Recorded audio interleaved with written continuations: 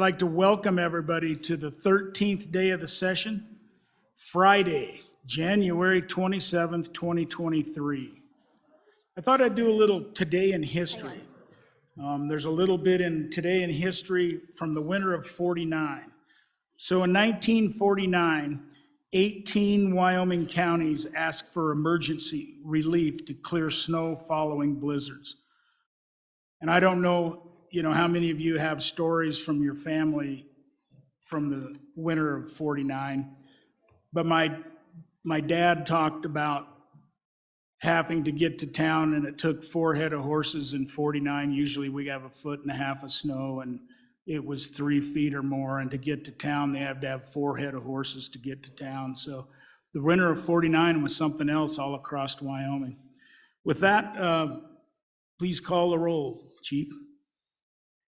Elliman, Allred, Andrew, Angelos, Banks, Bear, Berger, Brown, Burkhart, Byron, Chadwick, Chestick, Clouston, Conrad, Prego, Davis, Eklund, Haroldson, Harshman, Heiner, Henderson, Hornock, Jennings, Knapp, Larson Lloyd, Larson JT, Lawley, Locke, Nyman, Newsom excused, Nicholas, Nemec, Northrop, Oakley, Obermueller, O'Hearn, Olson, Ottman, Pendergraft, Penn, Provenza, Rodriguez-Williams, Sherwood, Singh, Slagle, Smith, Stiff, Storer, Strock, Stivar, Tarver, Trujillo, Walters, Ward, Washut, Western, Winter, Wiley, Yin, Zwanitzer Dan, Zwanitzer Dave, Speaker Summers.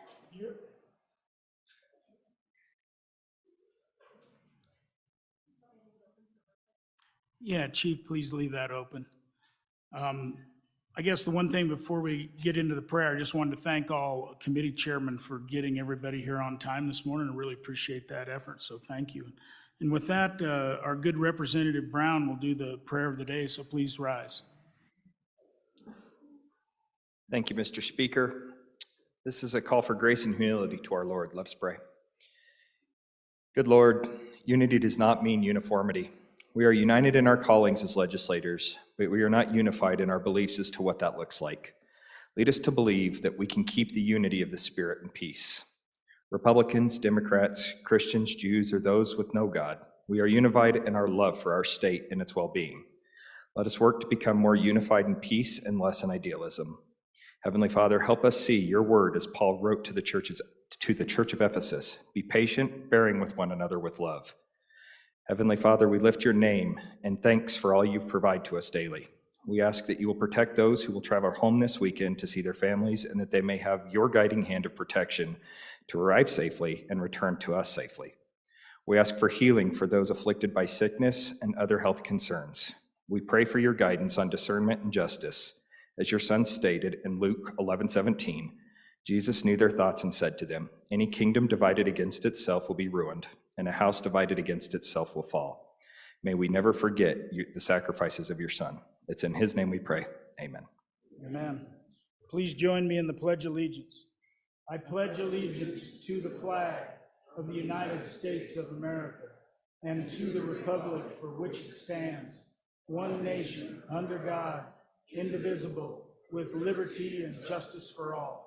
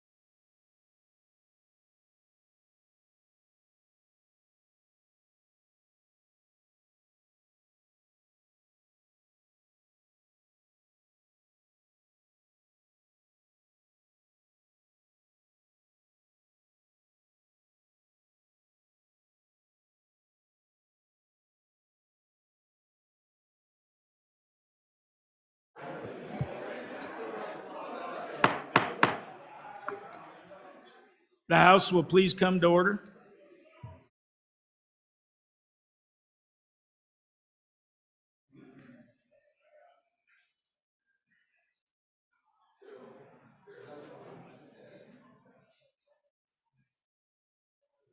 Chief Clerk, can you finish the roll? Burkhart, Thank you. 61 present, 1 excused. Journal Committee report. Your Journal Committee reports that the Journal of January 26, 2023 has been read and recommends that it be approved. Representative Chestick and Ward. Messages from the Senate. Message 203. Mr. Speaker, the Senate adopted the Committee of the Whole report, failing the bill listed below by the vote indicated. Senate File 89, insurance coverage for hearing aids. Ayes 9, noes 15, excused 7. Sincerely, Ellen Thompson, Senate Chief Clerk. We're at that order of business of introduction, reading, and reference of bills. The first bill for our consideration is House Bill 241. House Bill 241, sponsored by Representative Yin, First reading of the bill. prohibiting sexual relations with persons in police custody.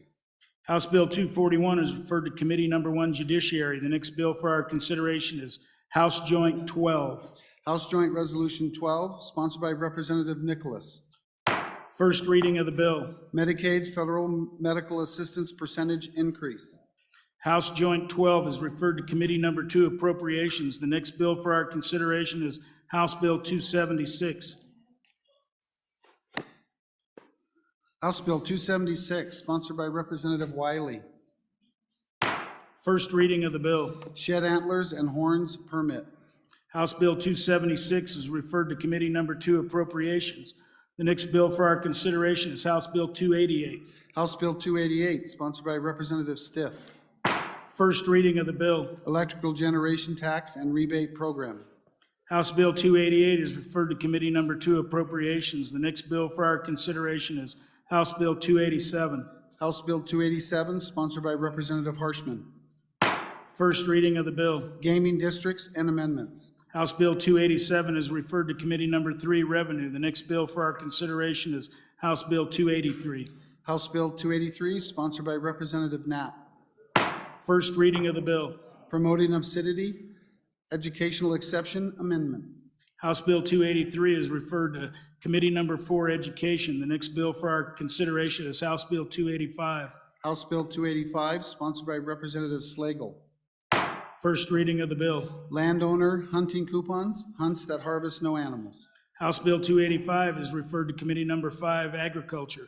The next bill for our consideration is House Bill 255. House Bill 255, sponsored by Representative Western. First reading of the bill. Game and Fish Partners. House Bill 255 is referred to Committee Number 6, Travel. The next bill for our consideration is House Bill 242. House Bill 242, sponsored by Representative Oakley. First reading of the bill. Consumer merchandise, packaging regulation prohibitions. House Bill 242 is referred to Committee Number 7, Corporations. The next bill for our consideration is House Bill 243. House Bill 243, sponsored by Representative Henderson. First reading of the bill. Perfection of security interest, required information. House Bill 243 is referred to Committee Number 8, Transportation. The next bill for our consideration is House Bill 277. House Bill 277, sponsored by Representative Larson, JT. First reading of the bill. Vehicle registration, e-certificate, and grace period. House Bill 277 is referred to Committee Number 8, Transportation. The next bill for our consideration is House Bill 257. House Bill 257, sponsored by Representative Hornock. First reading of the bill. Mine permit and reclamation plan changes, landowner approval. House Bill 257 is referred to Committee Number 9, Minerals. The next bill for our consideration is House Bill 261. House Bill 261, sponsored by Representative Washit. First reading of the bill. Breach of the peace within a healthcare facility. House Bill 261 is referred to Committee Number 10, Labor.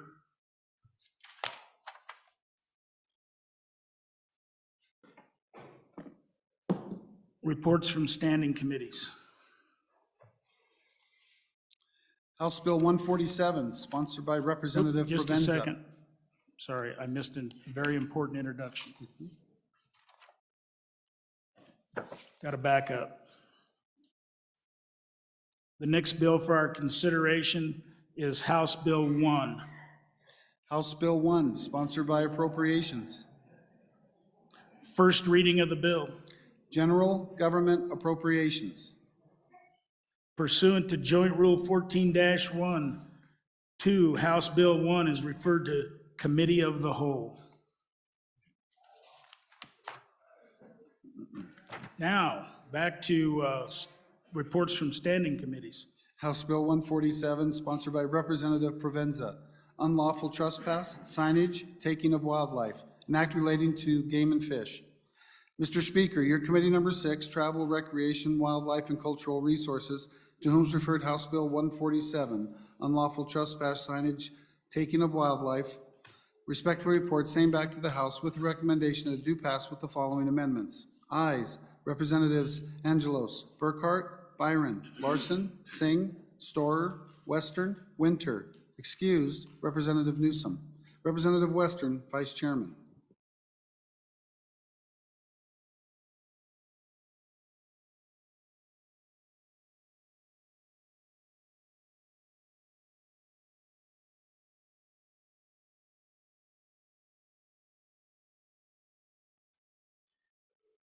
We're at that order of business of bills on second reading.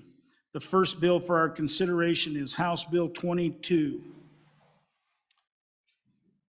House Bill 22, sponsored by Agriculture, State Land Lease Deficiencies, Cure Process, an act relating to state lands.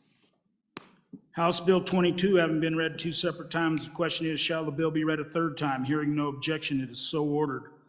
The next bill for our consideration is House Bill 64. House Bill 64, sponsored by Capital Finance, Legislative Stabilization Reserve Account Obligations, an act relating to public funds.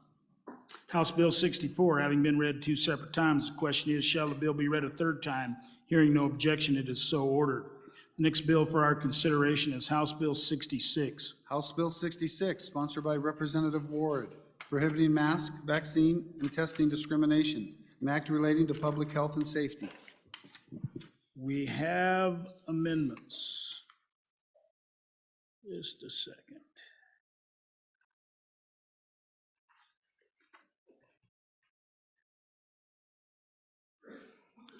Just digging my work out here. All right, Representative Ward, please. I move Amendment 1 in second reading to House Bill 66. There you go. Please go ahead. This amendment deletes the deletion from the criminal penalty from the standing committee amendment, if that made sense, and then adds in a civil penalty of $5,000. As was mentioned yesterday, a law without a penalty is not really a law, it's a suggestion. This started out in committee with a criminal penalty of $5,000 and a year in prison. I amended it down to a civil penalty of $750 and 6 months in prison, and the penalty was removed entirely in committee. So I'm proposing a civil, not criminal, penalty of $5,000. I am for the amendment, if that's not clear.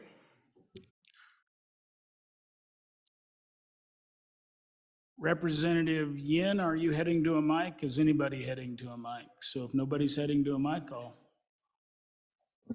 Representative Zwanitzer. Thanks, Mr. Chairman. As I think my job as the chairman of the committee is to just say that we agreed, at least with a 5-4 vote, not to put fines or penalties in the bill. And so I would ask you to vote no on the amendment and stay with the Labor Health Committee.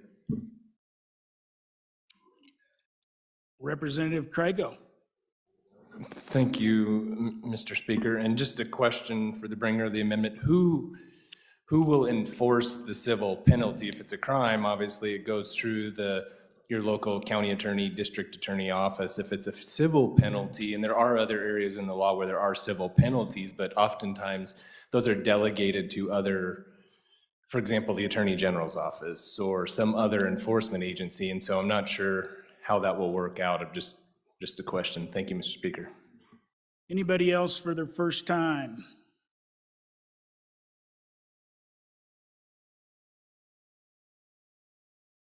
Chairman Washut for your first time. Thank you, Mr. Speaker. This is where I started having some conflict with, not conflict, but some disagreement with this provision. Because it's when we add in these penalties that we create a no-win situation for some of our employers, where they either get jacked up under federal law or they get jacked up under Wyoming law. And so when we include these penalties, I think we have to remember that small businesses in Wyoming are people too. They're folks just like their employees. And I have great sympathy for the employees who were put in such an awkward spot dealing with these mandates in the past. But I really have an equal concern for our small business people to tell them, you have to do it this way. And even if that causes you great grief on the federal side, we're going to require you to do it this way on the state side. And so we put some of these employers into a no-win situation. You don't win with the feds or you don't win with the state, but somewhere along the line, you're not going to win. And I think that's an awful thing to do to our business people. So I'm on it against the amendment.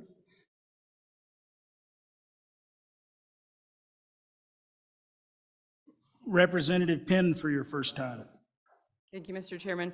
On and for this amendment, I think this is a decent compromise, and if we don't have some teeth in the bill, we may as well not have the bill.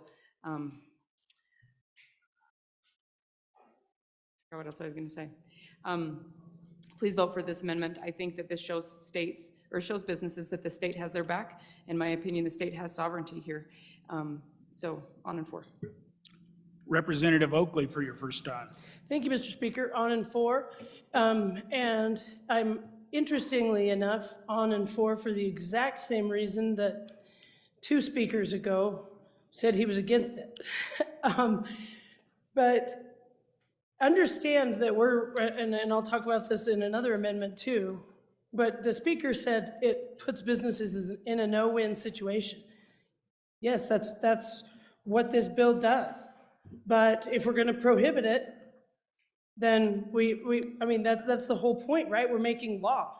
So if we're going to pass this, then we should have a penalty phase for people who violate the law that we are saying it's worthy of violating. So so I'm an aye. If this passes, let's have a penalty provision. Anybody else for their first time? Anybody else, anybody for their second time before the bringer? Anybody for their second time before the bringer? Representative Ward for your second time. Yes, I just wanted to enter the question of the good country lawyer. I think that's his title. The intention here is that the wronged individual would have to sue. It is done with intention that there's no agency assigned to the civil penalty. The wronged individual would have to sue. Thank you. All those in favor of second reading amendment number 1 to House Bill 66, please say aye. Aye. All those opposed? No. Second reading amendment number 1 to House Bill 66 has passed.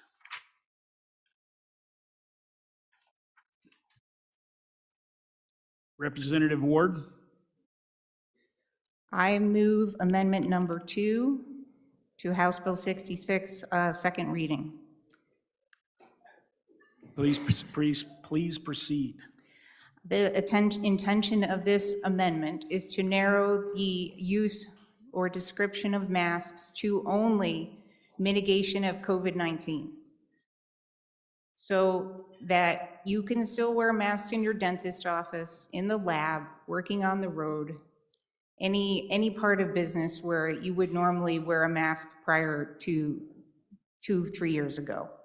This amendment narrows the mask portion to only COVID-19 mitigation. My hope in bringing this amendment is to make this bill more palatable to the body. Thank you. On and for the amendment. Speaker Pro Tem Stiff for your first time. Mr. Speaker, thank you. Just a question. So does this mean that a private business can require its customers or patients to wear masks so long as the employer says, we're just trying to prevent the flu and not COVID-19? And how does that work? How do I know if the mask requirement is to prevent the spread of COVID-19 or for some other purpose, whether that's any other infectious disease? Thank you. Representative Yin for your first time. Thank you, Mr. Speaker. So with the passage of the previous amendment where we had a civil penalty, I think the worry here with this amendment is essentially what the good lawyer stated, which is, are we going to get tied up in civil litigation where someone accuses a workplace or a business for enforcing masks for COVID-19, but the business just says it's for something else? And will that tie up the courts by allowing masks for one but not the other? Oh, okay. Representative Penn for your first time. Thank you, Mr. Chairman. On and for this amendment, I think that the purpose of this amendment is to address a situation that was discussed yesterday when we're talking about when someone raised the question, could a nurse tell a surgeon that she's not going to wear a mask in the OR? It's to address that, though I do have to comment further on that. When we're talking about the operating room, we're talking about wearing masks for the intention of preventing bacterial infections. Viral infections don't colonize in wounds and create post-surgical wounds. We're preventing bacteria. The sizes of bacteria and the size of a virus are significantly different. Surgical masks do help decrease the spread of bacterial infections. They do not decrease the spread of viral infections. Yesterday, the example was given a mosquito with a chain link fence, and that's actually, when you were looking at physics, that's really what we're looking at. The size of a virus is of this SARS virus that we're discussing specifically is about 0.02 to 0.04 micrometers. The size of a bacteria is about 3 micrometers. We can see it with a simple microscope in any clinic. We can't see viruses with a microscope, not typical microscopes that we have in most facilities. It takes a very special microscope to be able to see a virus. And so the size difference is significantly different on and for this amendment. Representative Larson for your first time. Thank you. I need a little help from the bringer of the amendment, because yesterday in the conversation, I thought one of the takeaways that I got that was very adamant is we hate masks because masks are a health risk to the person required to wear them.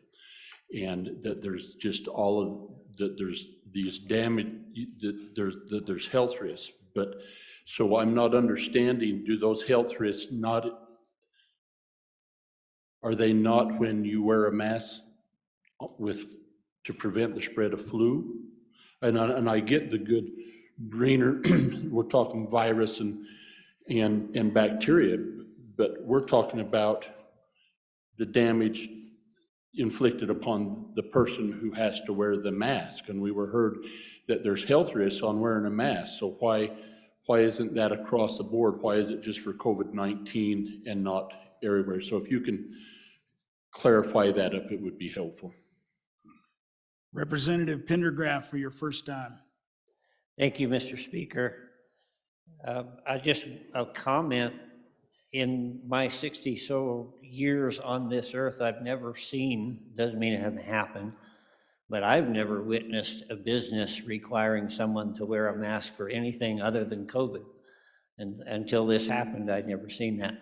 The other thing is I want to reiterate something I said yesterday. PPE, by definition, personal protective equipment, is designed to protect the wearer, not the people around it. And that's very important. If you feel threatened, by all means, wear a mask. Thank you. Anybody else for their first time? Anybody for their second time before the bringer of the bill, or the amendments, excuse me? Representative Ward, for your second time. Yes, I just wanted to answer the previous speaker. Yes, masks do present a health risk. I believe that they do. But the people working in those professions that require masks have accepted that risk for many years. Everyone knows, every reasonable person knows that masks have been required in the OR and to work in the dentist's office. But this new thing, the taking of personal liberty under the guise of COVID-19 was unprecedented. And that is the intention of this bill, to address that. All those in favor of second reading amendment number 2 to House Bill 66 signify by saying aye. Aye. All those opposed? Second reading amendment number 2 to House Bill 66 is passed. Representative Oakley.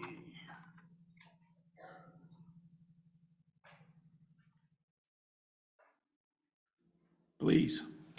Thank you, Mr. Speaker. I move second reading amendment number 3.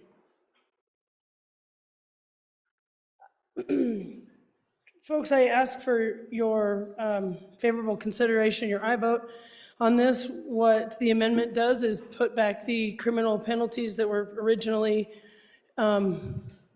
contemplated and actually is in the bill title.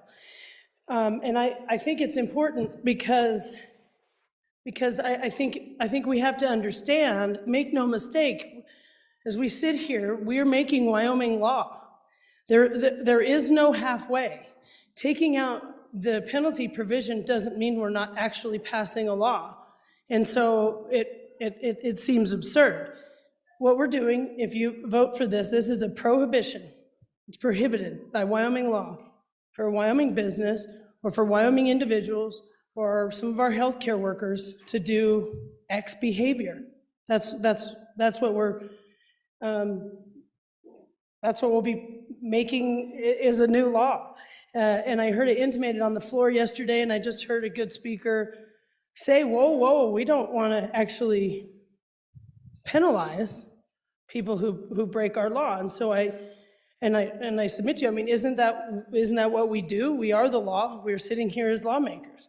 When you violate the law, there are consequences. So if we're going to pass this law, we have to have the courage of our convictions. So the penalty provision should remain. And with that, I ask for your aye vote. Representative Ward, for your first time. I am on and against this amendment. I've already addressed this with my House bill, the first amendment I brought, which imposes a civil penalty of $5,000. Representative Crago, for your first time. Thank you, Mr. Speaker. On and for this amendment. And, I voted for the First Amendment because I think we need to have some sort of penalty with some sort of enforcement mechanism. The problem with the First Amendment, if you read it, it's limited to $5,000 total. There's no attorney's fees provision contained within that language. And so if you have to go sue somebody to enforce the statute, you will have spent probably 3 to 4 times that amount to enforce the statute. So it will actually cost you $15,000, $20,000 to enforce your right.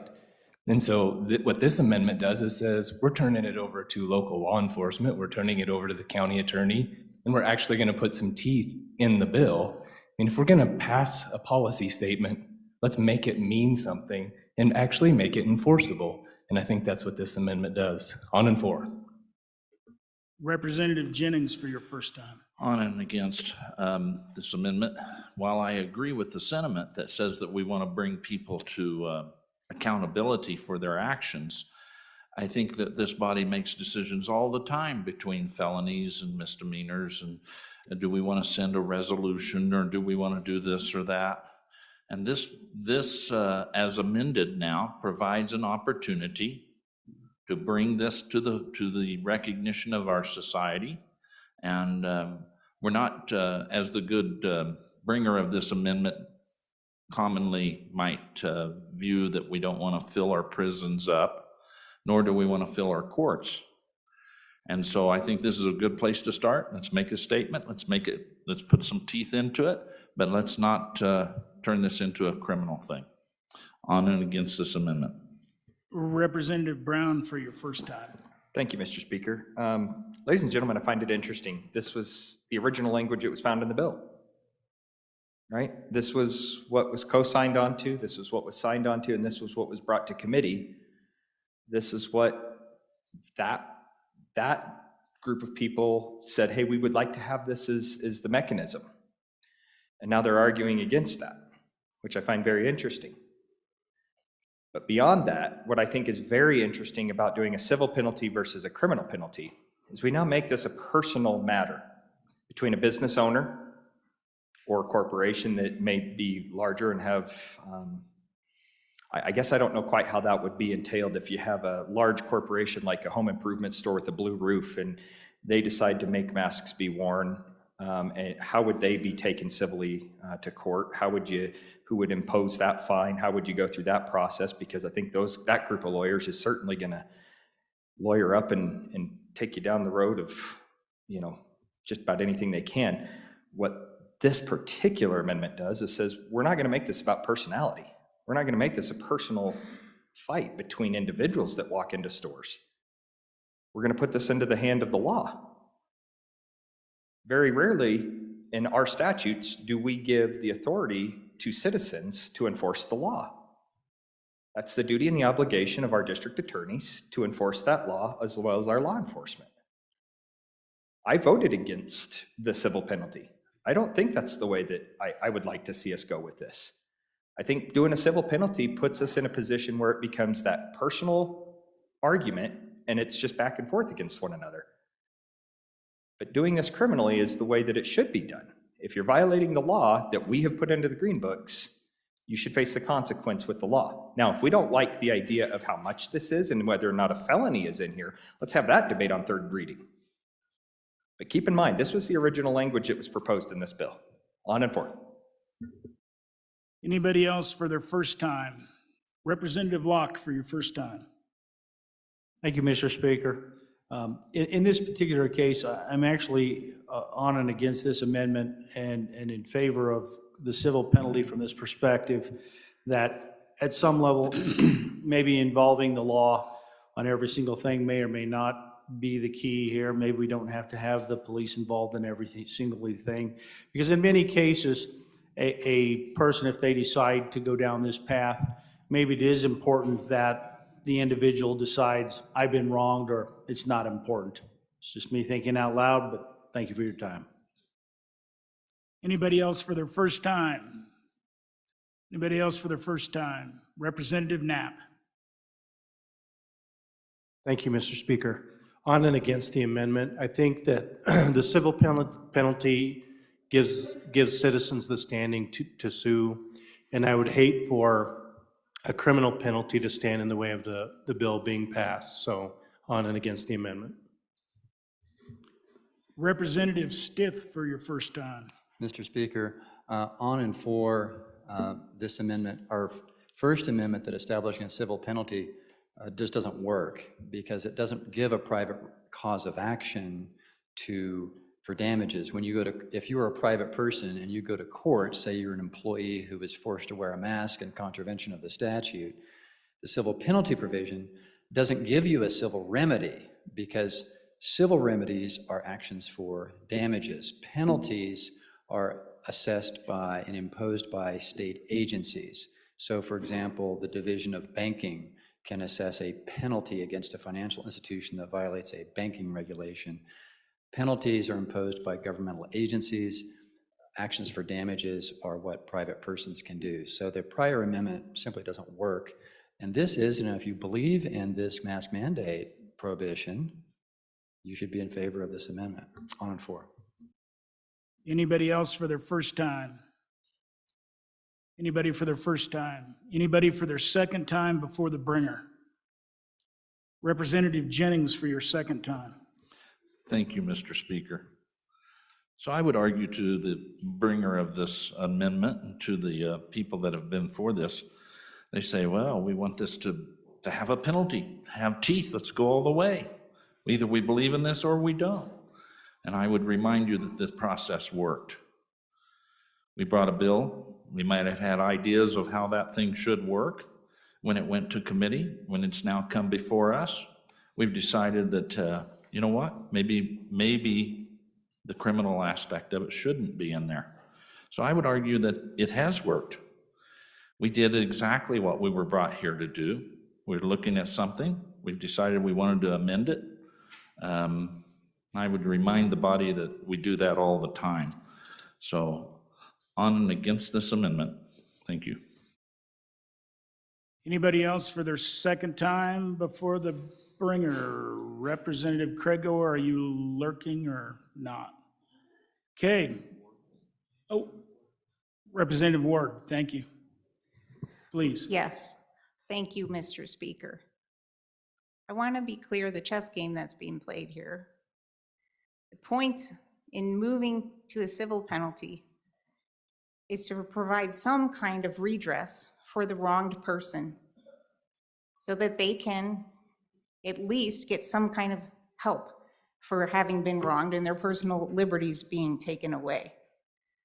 What is being attempted here with this amendment is to make it unpalatable to the body so that it will not pass in its entirety. So I am on and against this amendment. Representative Crego for your second time. Thank you, Mr. Speaker. So what we're saying with this amendment is either you believe in this idea or you don't. And if we're going to pass some legislation out of this House, we should believe in the legislation that we're passing and make them have teeth. Thank you, Mr. Speaker. Anybody else for their second time prior to the bringer? Representative Oakley. Thank you, Mr. Speaker. Yes, so to echo the sentiment that we just heard from the good country lawyer, as well as from the previous speaker before that, it said we need some redress. Well, you've heard from the lawyers in here, the way the penalty is as far as civil doesn't even accomplish that. So we're lawmakers, we have to understand how things work, and we've heard the civil penalty isn't even done correctly. But the 18 people who signed on to this, I think all of whom have spoken against it now, they said this is the right thing to do. We should put teeth in it. We talked about like whether it's a felony or misdemeanor. This is a 1 year, so it's a high misdemeanor. They all thought it was appropriate, came out of committee. So with their support, this will pass no problem. And it seemed like originally that was the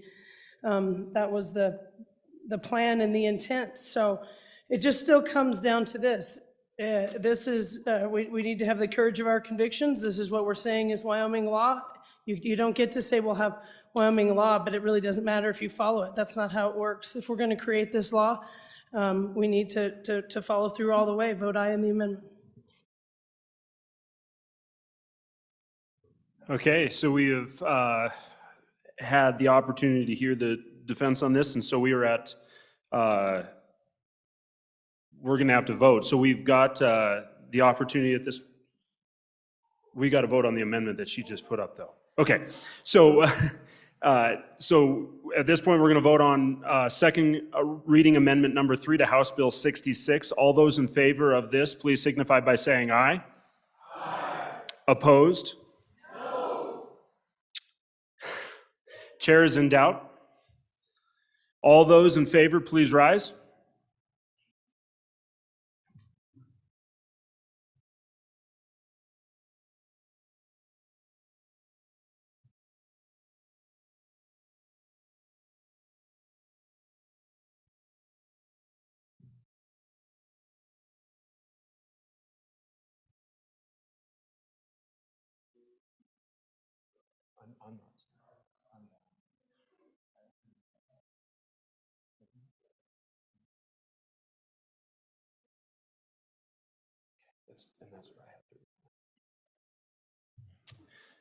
Okay, all against?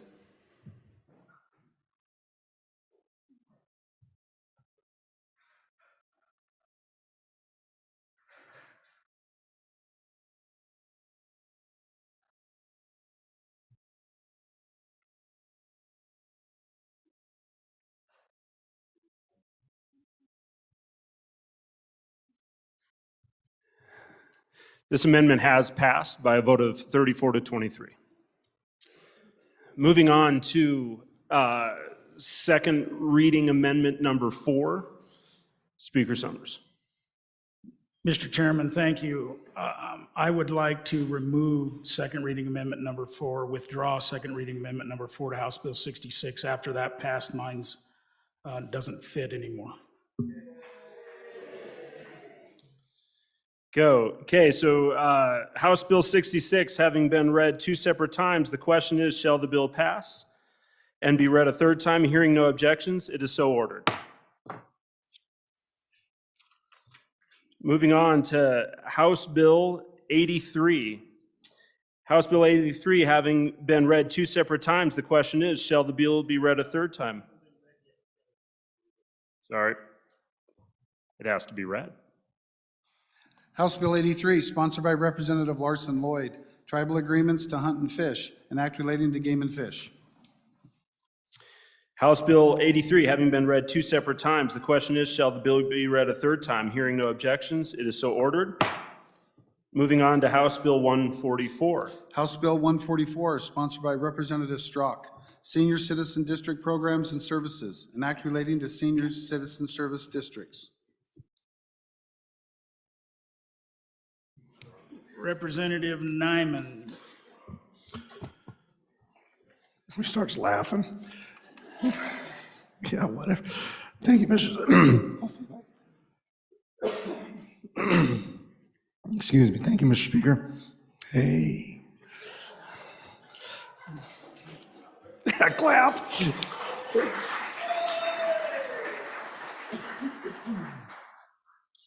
Mr. Chairman, I bring you House Amendment, I bring you a second reading amendment number 1 to House Bill 144 and would ask for your favorable consideration. Did you move that the first time? I don't remember. Was that what that sounded like? Mr. Speaker, I move House, I keep getting my numbers mixed around. Mr. Chairman, I move second reading amendment number 1 to House Bill 144 and would ask for your favorable consideration. Ladies and gentlemen, what I'm trying to do here, if you will look at that amendment, this would allow for, I'll just give you some background. The folks in my part of the country are very concerned about the fact that this particular piece of statute was brought into effect under a certain guise. And that was a very specific parameter for what these dollars were to be spent for. Their concern is that now we're going to change midstream here and allow a broader scope of dollars or broader scope of expenditures that can be brought into this very same piece of legislation. So this amendment makes an effort to allow for the expansion of senior services district programs and services under this act are authorized to occur between the effective date of this act and the next time a ballot proposition to impose a mill levy is submitted to the resident electors under 1815-102D.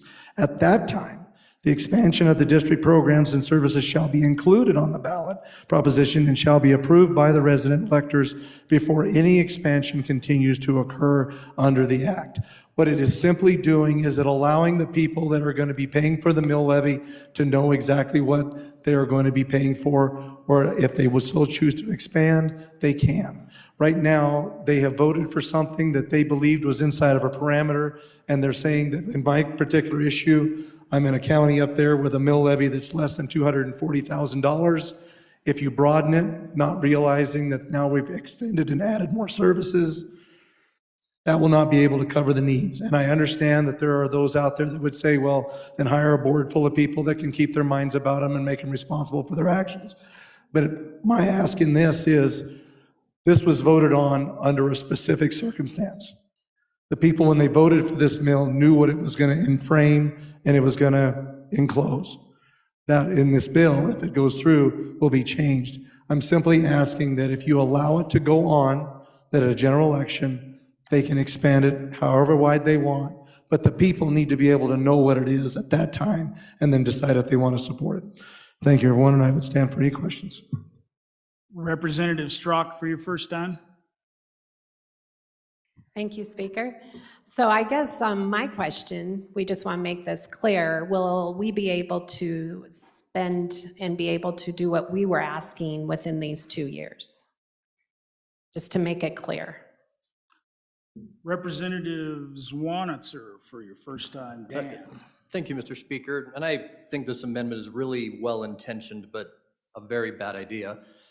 So this isn't how we do special districts. Your special districts, they vote mill levy or not, and you trust that board of the special district to make these projects. I mean, on the ballot proposition, I don't exactly know what it would say, that here are services X, Y, and Z we want to provide and have you vote on those. It just isn't, right? So, I mean, in my county, I mentioned yesterday, we actually have the 6-penny ballot to do a new building project, but I don't quite understand, we would allow some type of service increase immediately and then put that before the voters. And the voters, I would assume, but they think it was wrong, they would just take out the mill levy and the board would, other things happen in statute. But there's no, we never do special districts like this where you submit specific questions or programs. You just asked for a vote of the mill levy and you have to trust your people on that board. So I appreciate it, and I think everything the good bringer of the amendment said was true. I just don't think it's workable to put these kind of ballot questions forward on a mill levy with specified programs or services. I think it's just kind of bad policy. So I'd ask you to vote no. Representative Craigo for your first time. Thank you, Mr. Speaker. I appreciate the amendment because this is exactly what I was talking about yesterday on first reading. The problem with the amendment, and maybe with the bill in general, is most of these districts, and we just voted on ours in Johnson County at home, the actual ballot proposition states exactly what the money can be used for. And so in our circumstance, the ballot said, in accordance with the statute, it used the statutory language. We're now going to change that statutory language midstream. And so what we may have to think about doing is putting some sort of effective date 4 years out, because we now have districts that just got voted on this last fall, and we could have this statute go into effect. It's something that I guess we could think about for our next reading, but I don't think the amendment works for that very reason, but what we possibly could do is come up with a different idea for the next and final reading. Representative Stith for your first time. Mr. Speaker, thank you. I think it's worth clarifying what the lay of the land is for special districts right now. Contrary to what was represented a bit earlier, for service and improvement districts, they are not allowed to provide any services that are not in their original petition for their formation of the district unless they have a ballot proposition. And that's 18-12-141. So service and improvement districts are constrained that way. And the idea is, in fairness to the voters, people who go and create these districts say, I want the district for roads and fences. And if suddenly the district says, now we want to provide swimming pools, the voters should be able to vote on that. So so right now for service and improvement districts, if you want to provide an additional service, you've got to go back to the voters. That's existing law for service and improvement districts. Obviously for 6th penny ballot projects, the ballot has to say what it's going to be used for, right? And the governing bodies are not allowed to spend the money on other projects that are not listed on that ballot, subject to some odd exceptions. In any event, I think the spirit of this amendment makes a lot of sense. I agree with the immediately prior speaker that the amendment doesn't quite work, but this could be tweaked. So on and against this amendment, but let's see if maybe at the next time we can get this so the effective date works. And the whole animating principle from my point of view is so that when voters go to the polls, they know what they're voting for. If I go to the polls and vote to have a senior center that will provide food, that's one set of calculations I as the voter have. If I go to the polls to vote for a senior district that's going to construct houses for people, that's a very different choice for the voter. Thank you very much. Anybody else for their first time? Anybody for their second time before the bringer of the amendment? Representative Strzok, are you there? Or? Thank you, Mr. Speaker. I guess I just want to clarify, we are not building houses. It's not even in the bill at any place. Also, I do believe that, as a believer, that the churches should be taking care of our elderly, but that it wasn't, we already are paying this tax. We're not asking for any more money. That isn't where any of this. So we have to remember that. If we're going to take care of the elderly, please let us take care of them in all aspects. Again, we're not building houses. We're just taking care of even the building of the senior center. We feed our people first, and then if there's money left over, we're asking to be able to work on the building so that they have a place to be at. We aren't even allowed to fix up the actual senior center building at this moment. It is so tied to just those few programs. We're asking to be able to open it up for a few other maintenance. That is all this bill is asking. Thank you. Anybody else for their second time before the bringer? Majority Floor Leader Nyman. Thank you, Mr. Speaker. And I appreciate the sentiment. I mean, there's nobody in this room that doesn't want to make sure that our seniors and our pioneers are well cared for. The issue and the heartburn I'm receiving from my folks back home is that clearly in the legislation, it says, shall not be used for the purchase of real property or for capital construction expenditures. That was the issue that was brought to me, is that that's not what we voted for. And their concern was that now folks are going to see us change in mid-game here, and it's going to potentially could bring down the vote for the next mill. So this is simply an effort to hold things the way they are, and then at the next opportunity, then by all means, change your language, express it exactly in what you're wanting to do, depending on your level of financing, the amount of money that you're able to generate for that. This is an effort to try to protect our seniors because not every county or district is as blessed as others. Some are very restricted. When we open and we widen out the amount of sideboards on there, if the folks didn't know about it before the sideboards were widened out, it can very quickly change the support for certain programs. I want to make sure our seniors are taken care of. I want to continue to support what's been in place. And if they want to change it, please do, but do it at a general election when everybody knows why you're changing it and if you should. Appreciate your support on the amendment. All right, all those in favor of second reading amendment number 1 to House Bill 144 signify by saying aye. Aye. All those opposed? No. Second reading amendment number 1 to House Bill 144 has failed. Division having been called, all those in favor of second reading amendment to number 1 to House Bill 144, please stand.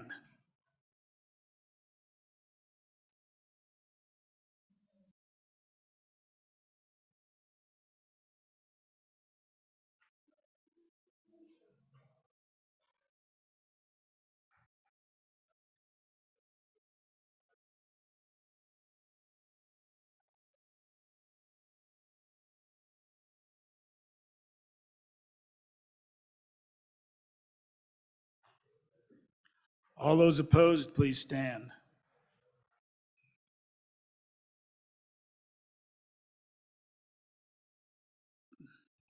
Please stand still.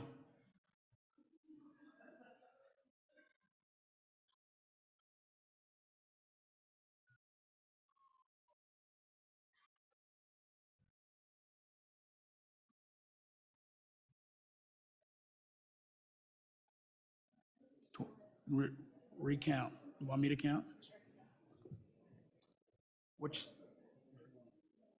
So Bill, or which way are you on this? So stay standing, please. Yin, are you in or out?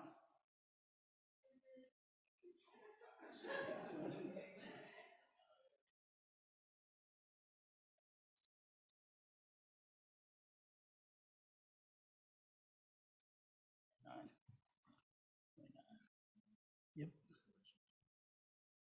Second reading amendment number 1 to House Bill 144 has failed on a tie vote 30-30.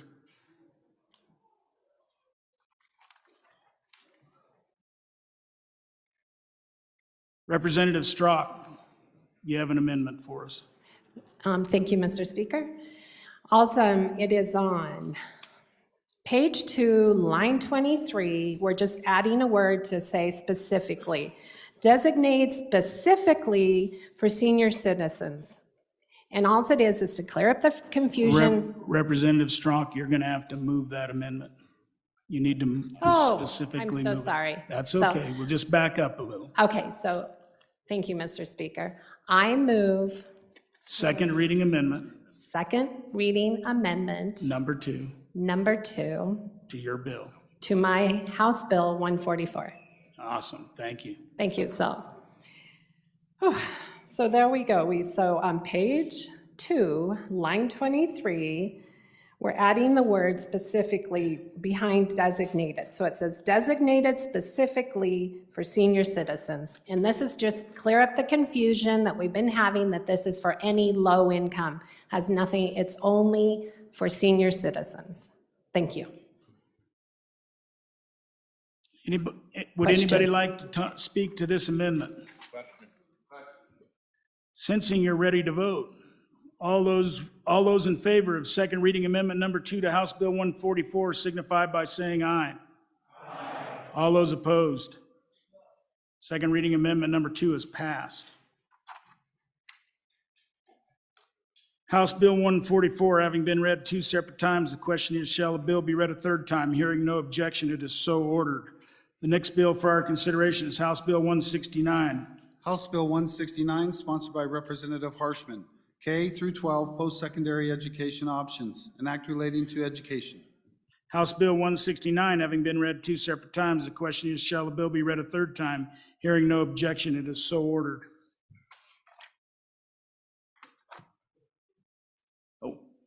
Representative Allemand, privilege? Privilege of the floor, please. Please. Mr. Speaker. Please. Yeah, I would like everybody to stand and welcome our mayor from the city of Midwest, and is Tracy Sutherland. Stand, Tracy. And he's also the chairman of Joint Powers. Thank you for being here, Tracy.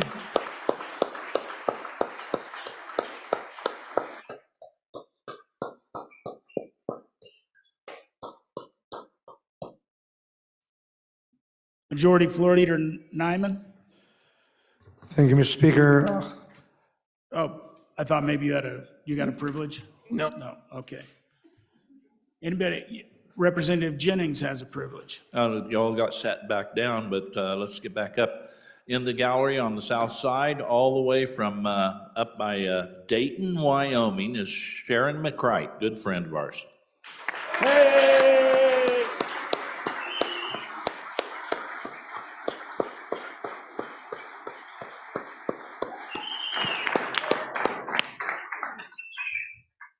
Representative O'Hearn, Privilege of the floor. please. Thank you, Mr. Speaker. Since you all sat back down, stand back up.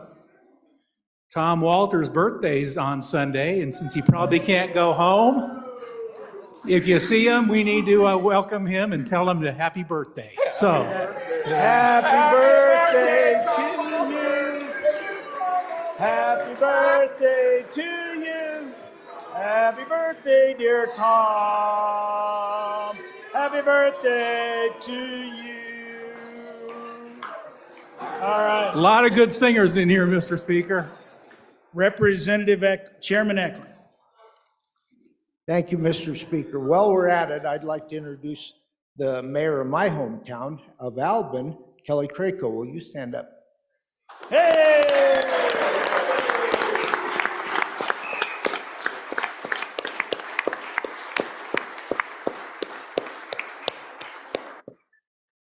Representative Ottman, Mr. Chairman, privilege of the floor. please.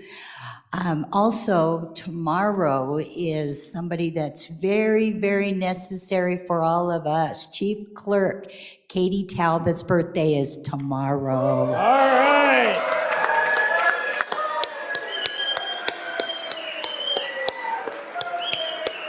Happy birthday to you. Happy birthday to you. Happy birthday, dear Katie. Happy birthday to you. Chairman Washit. Thank you, Mr. Speaker. Up in our West Gallery, a member of our Casper City Council, Amber Pollock. Welcome to the House. Hey!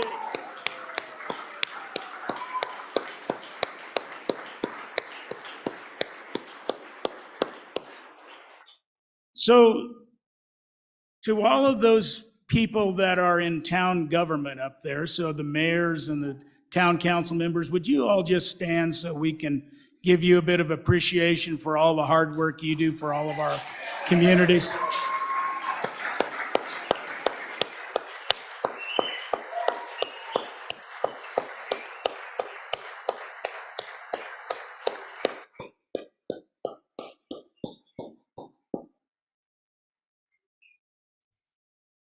Thank you and welcome to the House.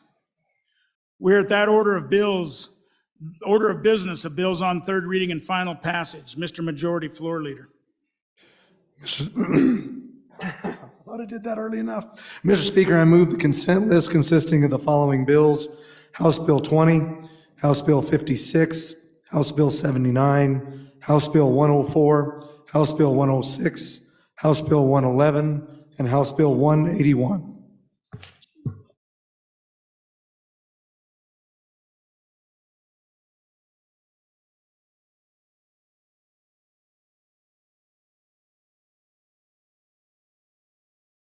Will the reading clerk read the bills on the consent list?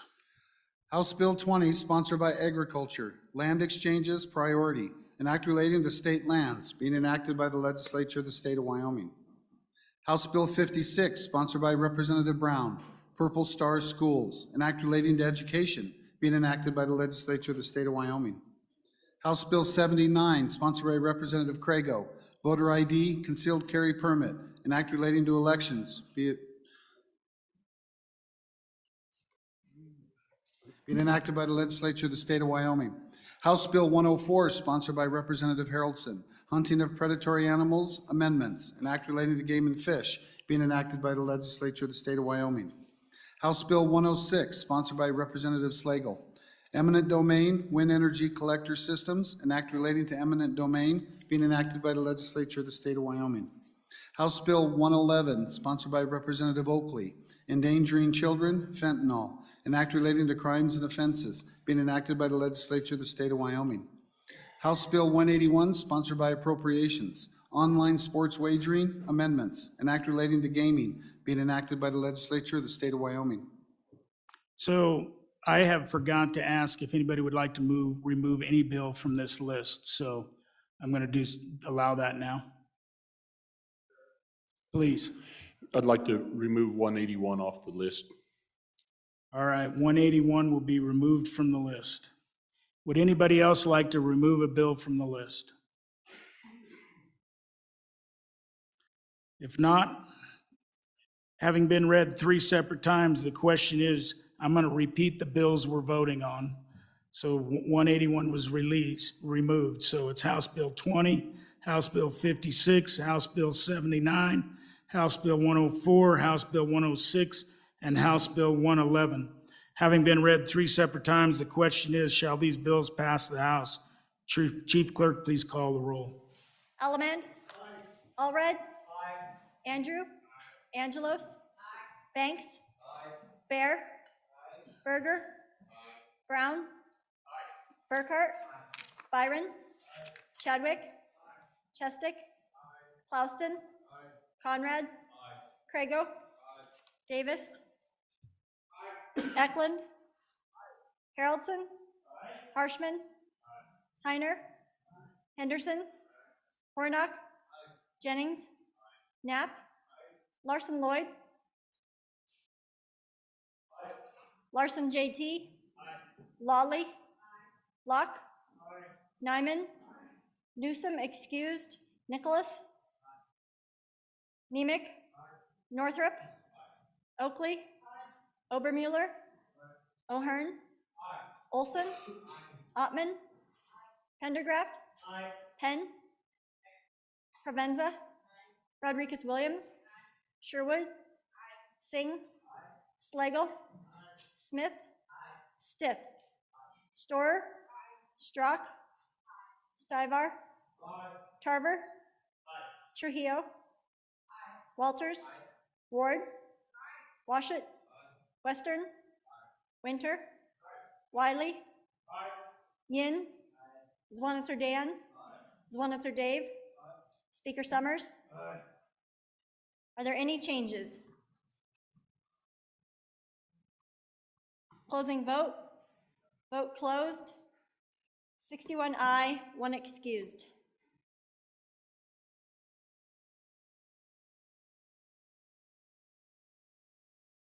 As for House Bill 20, are there any changes?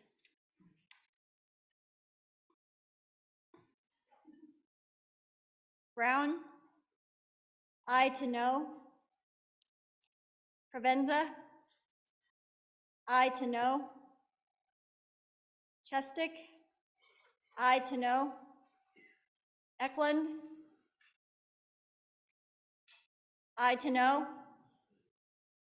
Sherwood. Aye to no. Yin. Aye to no. Storer. Aye to no. Henderson. Aye to no. Chief. Speaker Summers. Aye to no. Further changes? Closing vote. Vote closed. 52 aye, 9 no, 1 excused.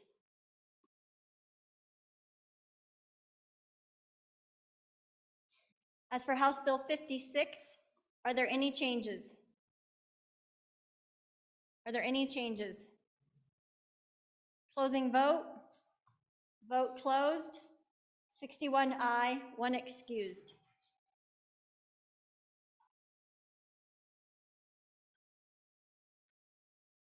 As for House Bill 79, are there any changes? Are there any changes? Closing vote. Vote closed. 61 aye, 1 excused. As for House Bill 104, are there any changes? Yin, aye to no. Oakley, aye to no. Provenza, aye to no. Chestick, aye to no.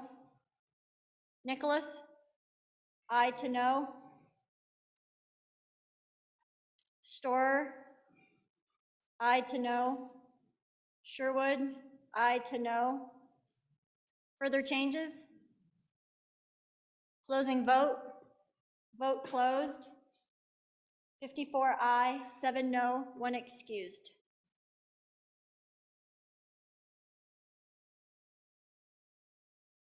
As for House Bill 106, are there any changes?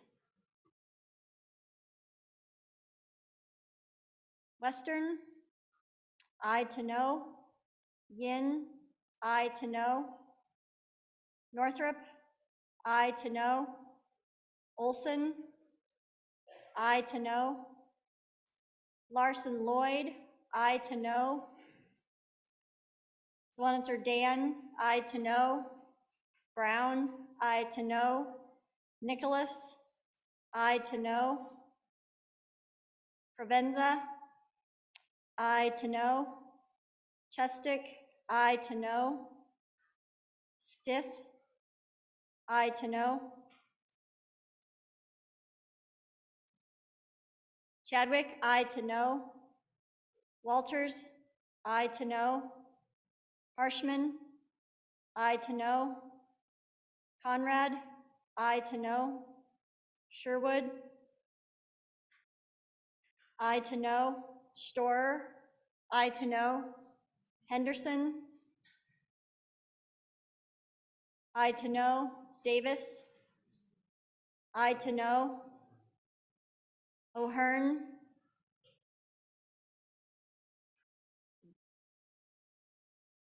aye to no.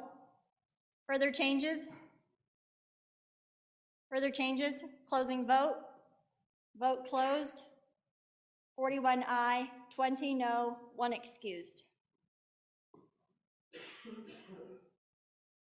As for House Bill 111, are there any changes? Yin, aye to no. Provenza, aye to no. Further changes? Further changes. Closing vote. Vote closed. 59 aye, 2 no, 1 excused. Having received the affirmative vote of the majority of the members elected to the House, House Bills 20, 56, 79, 104, 106, and 111 have passed the House.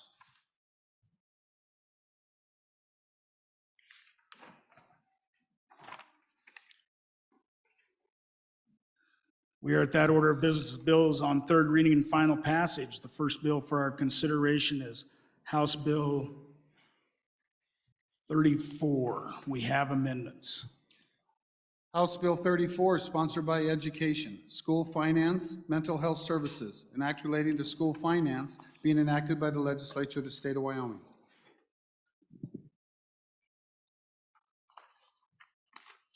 Representative Rodriguez-Williams, please.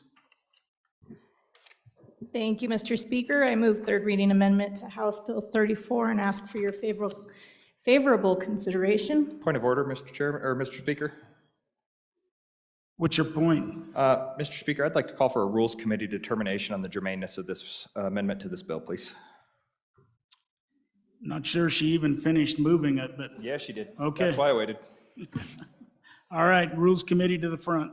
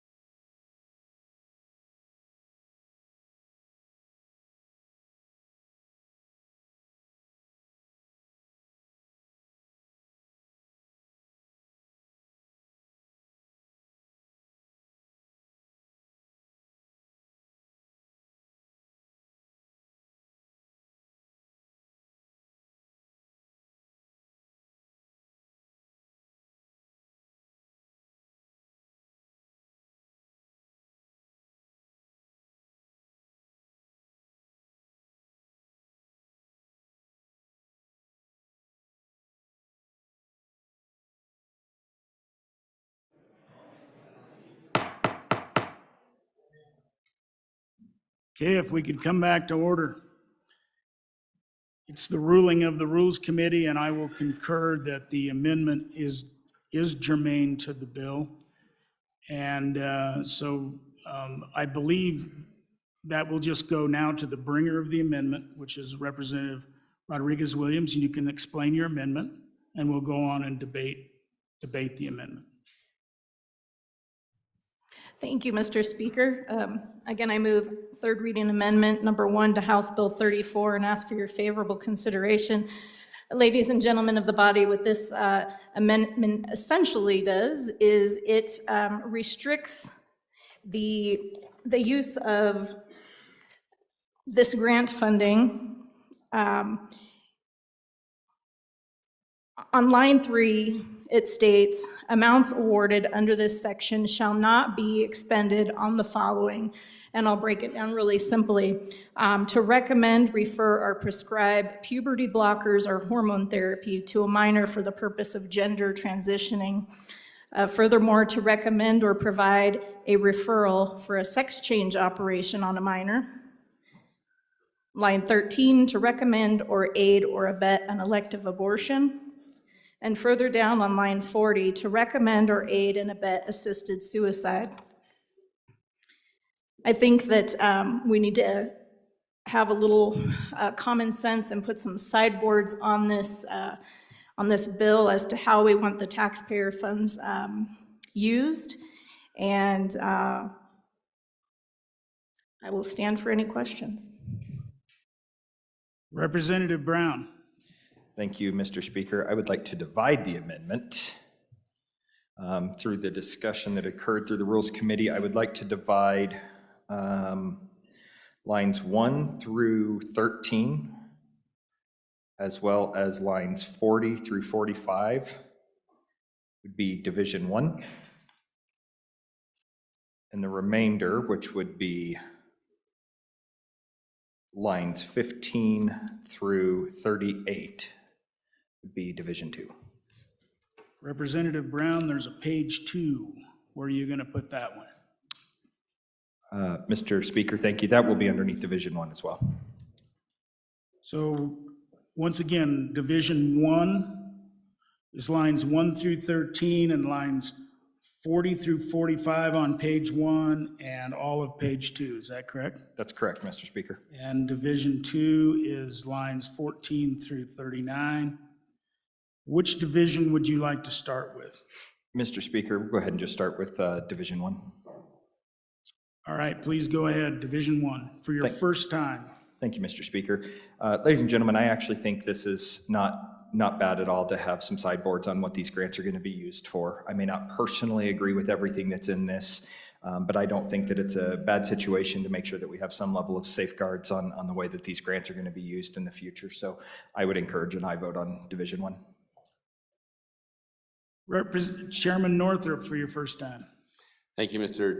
Speaker. I'm working on Division 1 also, and 1 through 13 I think was a good idea. I think it's a good catch, and thank you for bringing it. Anybody else for their first time? Anybody for their second time before the bringer? Bringer of the Division 1. Anything? Question on Division 1.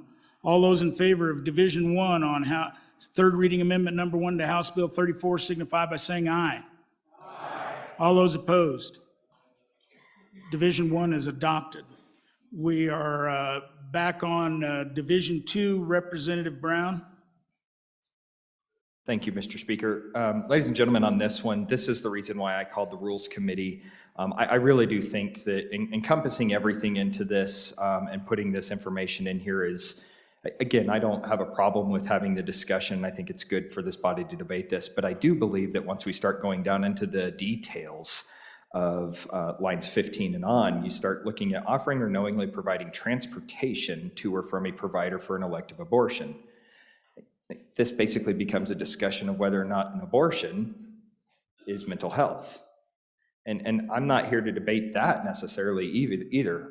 What I ultimately think here is we're discussing transportation, and then it goes in deeper into that.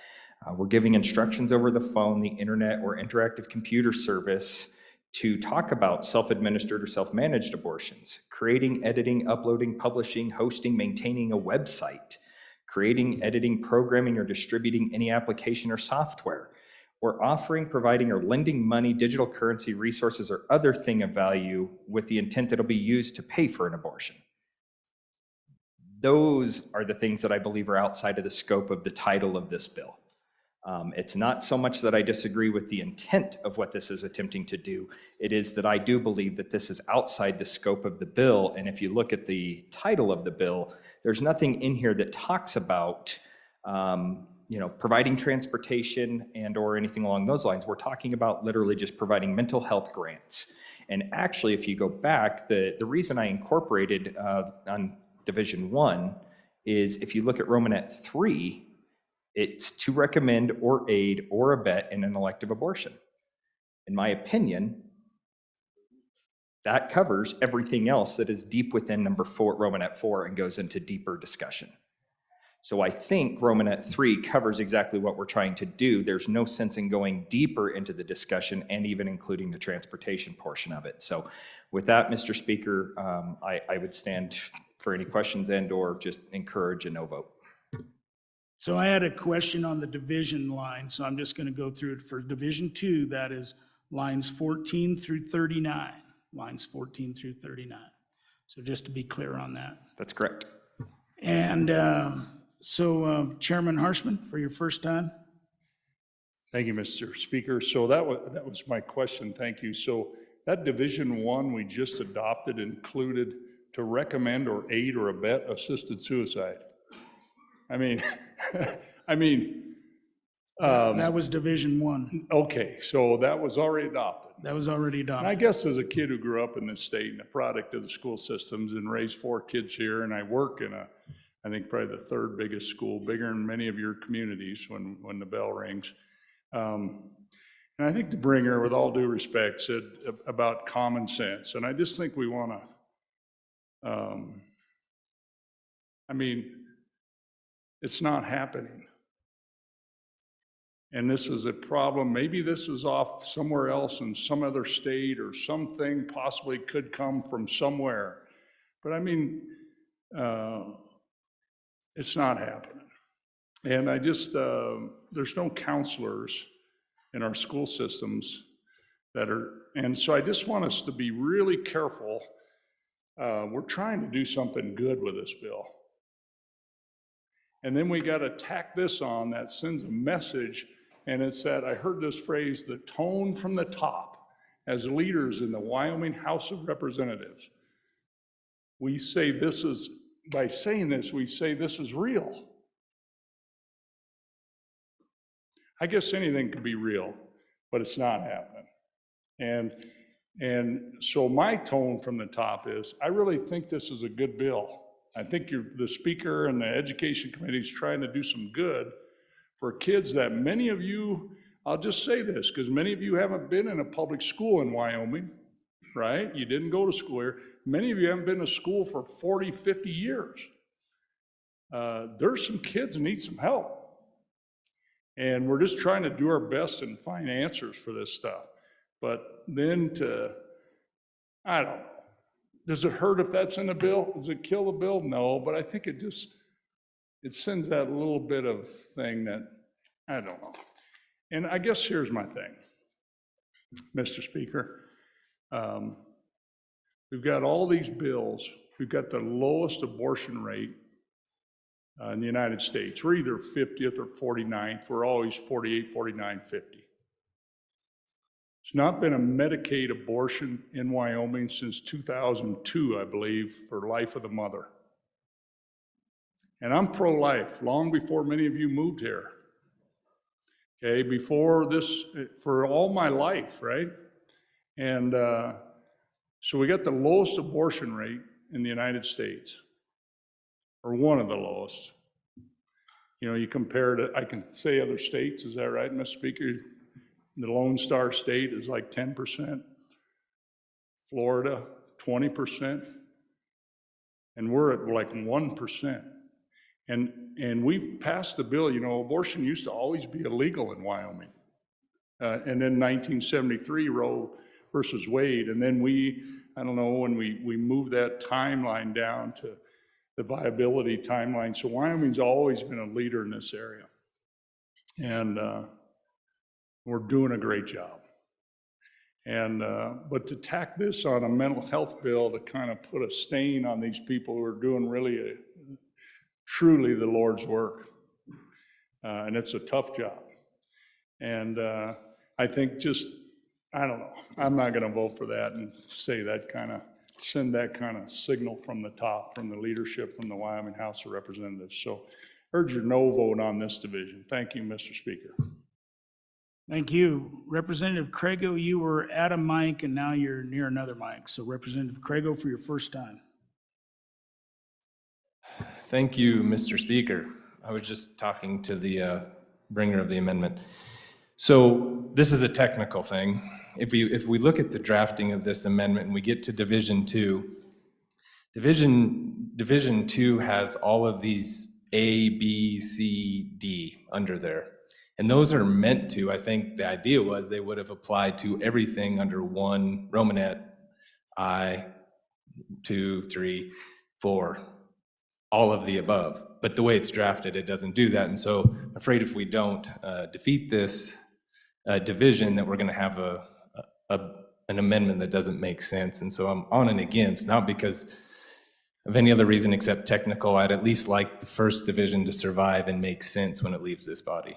On and against. Representative Bear, for your first time.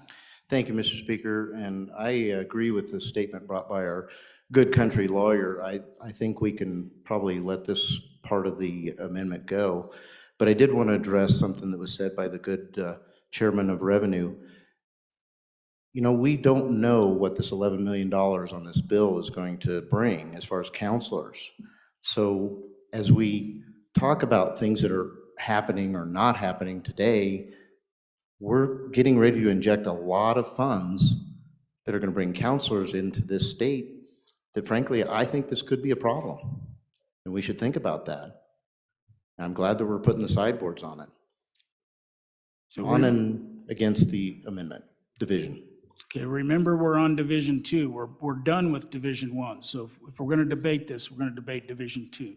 Representative Pendergraft.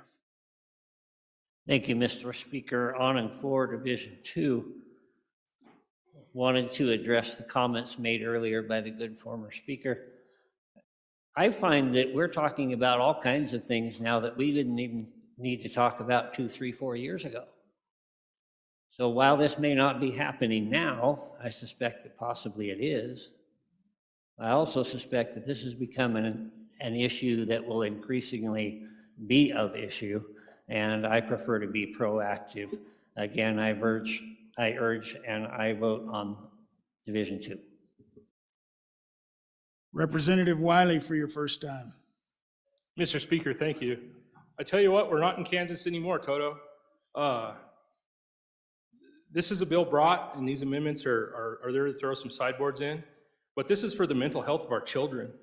Let's not throw gasoline on it and make it a bigger issue than it is. Let's not confuse them. Let's just try to help our kids. Let's keep with the original intent. On and against. Thank you. Thank you, Chairman Northrup, for your first time. Thank you, Mr. Speaker. I'm certainly not going to go and reiterate what everybody else has said. I am on and against this amendment. Division? The division. Any other, well, yes. Representative Rodriguez-Williams, for your first time. Thank you, Mr. Speaker. On and against Division 2. I appreciate the comments of the good country lawyer. And just to provide a little background on where this content specifically of Division 2 derived from, by no means is this an assault on our mental health providers or those that are going to be contracted to provide services to the future of this state, because my children will be affected by this as well. They're recipients of this as well. Part of mental health services, which I explained to the Rules Committee, is often case management. And case managers get to do and provide a lot of the services that are provided that are spelled out in Division 2, whether it's transportation to and from a DFS appointment or to a food bank or to a substance abuse appointment, such as NA or AA. Those services are part of mental health services. And so that's where this content derived from.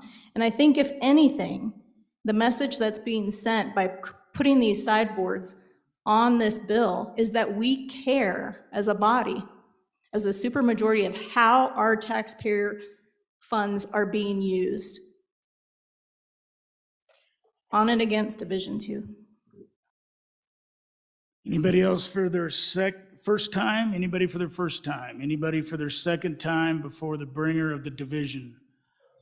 Question having been called, all those in favor of division number 2 of third reading amendment number 1 to House Bill 34 signify by saying aye. All those opposed? No. Division 2 has failed. We are back on the bill. Representative Stivar. Thank you, Mr. Speaker. I move third reading amendment 2 to House Bill 34 and will withdraw at the appropriate time.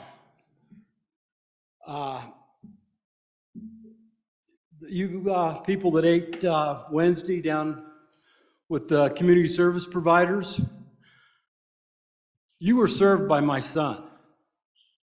All right, he's got a diagnosis of, what's it called now? Autism spectrum disorder. And he's had a lot of other diagnoses. But let's go back a few years when he was in this district. This district was found non-compliant. They had locked isolation rooms in this district. Another district had them, and we've heard more, there was more throughout the state of Wyoming. Teachers are not mental health professionals.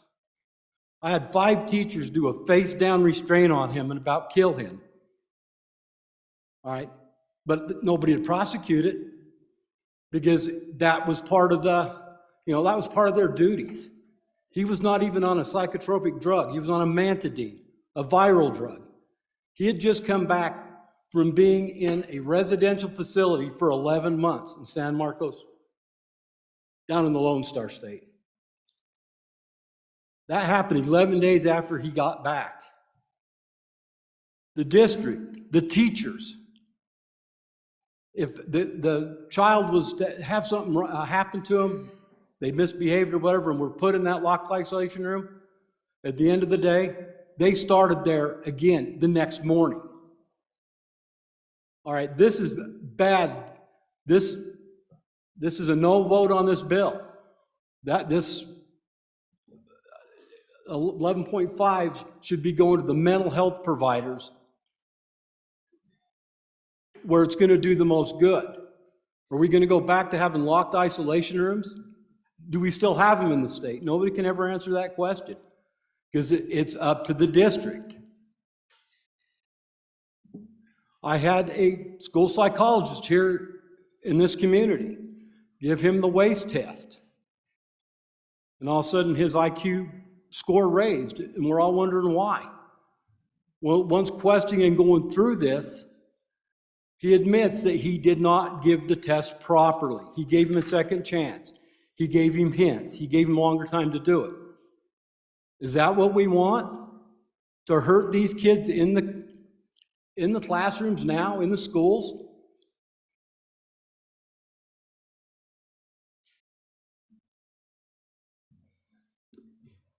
Anybody else for their first time? Representative Larson. Thank you, Mr. Chairman. I think the point that the bill makes is not that these services have to be provided within the school with existing staff.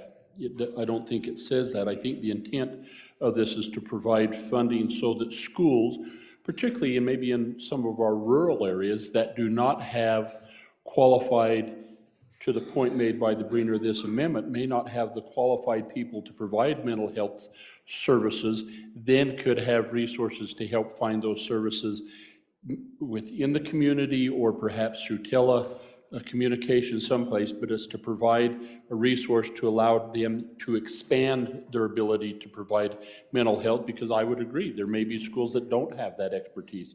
They know that. And they know seclusion and restraint isn't something that you can do in schools anymore, and we certainly wouldn't want to go back to that. So I think trying to address this issue, I think just again, be careful that the bill does not say that these funds are to provide services within the physical confines of the school and by those existing school district staff. If so be it if they've got the expertise, and if not, it allows them to expand. Anybody else for their first time? Representative Brown, for your first time. Thank you, Mr. Speaker. I sympathize with the bringer of this amendment, but I think what the bringer of this amendment is actually showing us is the perfect example of why we need this. Our teachers are not equipped. They are not prepared. They need this help in these school districts. This is exactly what we have heard through the interim. This is exactly what I have been hearing for this past 7 years, is that we're asking too much of our teachers to do too much of this, and when they can't handle them, this is what happens. So here we're trying to find out, we try things. This is an opportunity for us to try something. $11 million over 2 years to provide some grants to these smaller school districts that don't have the opportunities, don't have the mechanisms to get the mental health professionals they need in their district. That's what this is doing. We've even put sideboards on it to make us feel a little bit better about it. That's not a reason to vote against this. We are doing everything in our power to try to equip these teachers with what they have, but it's not enough. And this is giving the opportunity to get these school districts what they need in order so these types of situations that we just heard about don't occur again. On and for the bill. Representative Knapp, for your first time. Mr. Speaker, on and against the bill. I will be voting no on this simply because I believe all educational funding should go through the block grant. And the more we peel out, whether it's for transportation, mental health services, things like that, I believe that educational services is funded through the block grant. Thank you. Representative Allred, for your first time. Thank you, Mr. Chair. I have an email sitting at my desk from one of my administrators who said, please vote for this bill. Thank you. Anybody else for their first time? Anybody? Chairman Northrup. Thank you, Mr. Speaker. I think that the bringer of this amendment gave us a perfect example, and I have to agree with the previous speaker. Not every teacher is equipped on and for this bill. Anyone else for their first time? Anybody for their second time before the bringer? Representative Larson, for your second time. Thank you, Mr. Chairman. I forgot to mention my first round, just an important point that I think that the bringer of the bill brings to light, and I couldn't agree with you more, that the funding, particularly to the community mental health centers, is very, very important. But I see this as a means by providing through this program that's definitely who this would impact to a large degree. The problem with funding it directly to the community mental health centers solely and not through the schools is that not every community where we have a school has a community mental health center. And so it's going to provide that important access to those community mental health centers in the areas where we have it. And then, Mr. Chairman, so I support this bill, but I'd also just share with the body, I don't know of anybody that's lived and understands these challenges more than the bringer of this bill. He has my highest regard in that nature, and always pay attention. My ears come forward when he talks about this because he's lived it for and understands it better than most. So, but I support the bill. Anybody else for their second time before the bringer? Representative Stivar. Thank you, Mr. Speaker. Vote no on the bill. I withdraw my amendment. Thank you. House Bill 34, having been read 3 separate times, the question is, shall the bill pass? Chief Clerk, please call the roll. Elliman? No. Allred? Aye. Andrew? Angelos? No. Banks? No. Bear? No.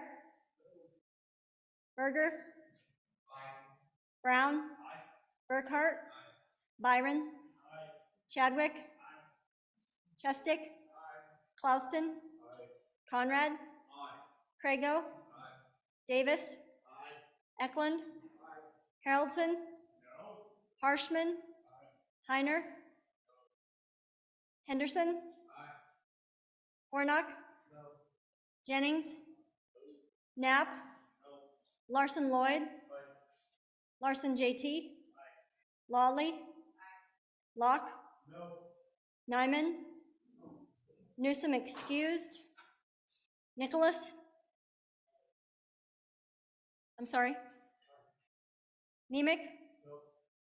Northrup? Aye. Oakley? Aye. Obermuller? Aye. O'Hearn? Aye. Olson? Aye. Ottman? No. Pendergraft? No. Penn? No. Provenza? Aye. Rodriguez Williams? No. Sherwood? Aye. Singh? No. Slagle? No. Smith? No. Stith? Aye. Storer? Aye. Strock? No. Stivar? No. Tarver? No. Trujillo?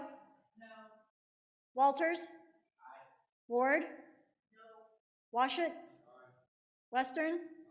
Winter? No. Wiley? Aye. Yin? Aye. Zwanitzer Dan? Aye. Zwanitzer Dave? Aye. Speaker Summers?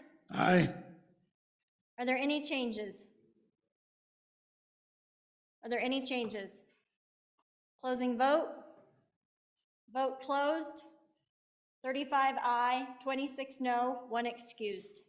House Bill 34, having received the affirmative vote of the majority of the members elected to the House, House Bill 34 has passed the House. Mr. Majority Floor Leader.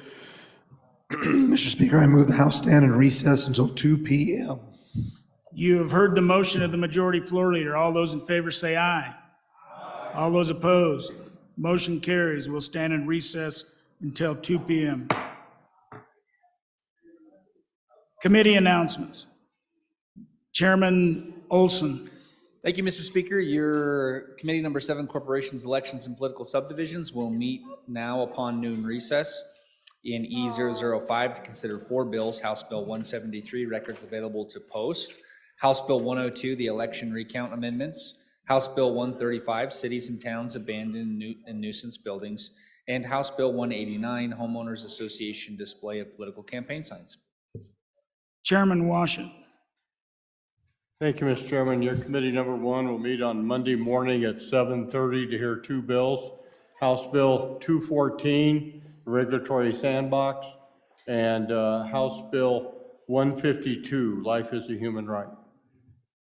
Chairman Brown, are you there? No. Chairman Northrup. Thank you, Mr. Speaker. Your committee number 4, Education, will meet upon about 12:15. Thanks, Lloyd. Where we'll hear House Bill 176, House Bill, which is K-12 Education Standards and Assessment, House Bill 137, Minor Sales and Purchase of Cannabinoid Prohibited, House Bill 140, Mental Health Access Collaborative Care, House Bill 151, Property Tax Exemptions, Child Care Facilities. Chairman Burkhart.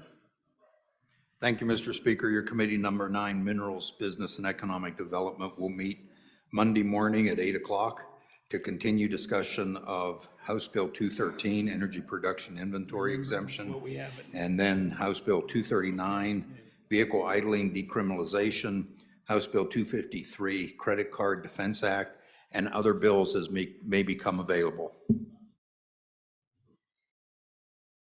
Chairman Nichols. Thank you, Mr. Speaker. Your House Appropriations will meet in 10 minutes to complete our discussions on House Bill 89, State Investment Returns, House Bill 264, Mining Murals, House Bill 269, House Joint Resolution 6, House Joint Resolution 7, and re-referral House Bill 121. And if the roads stay closed, we'll do about 20 more this weekend. So. Minority Floor Leader Yen, I'm going to need to visit with you. We'll stand at recess